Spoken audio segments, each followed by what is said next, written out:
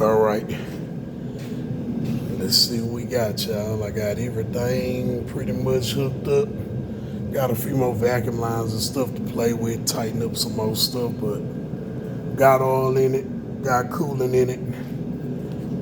Let's see what we do about a first crank. It sound like I still got a little gas in the carburetor bowl. Let's try it and see if we can get a turnover right quick.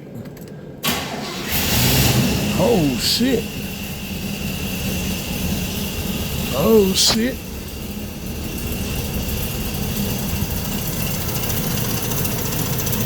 Okay, I hear something rubbing over there by that compressor. I know what that is. It's coming from right in there. I gotta do a little filing down where I made some adjustments. That's all that is.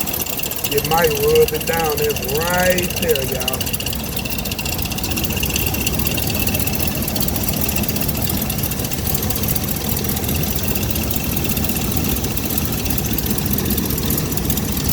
Okay. Okay. She running. She running. That's what I'm talking about.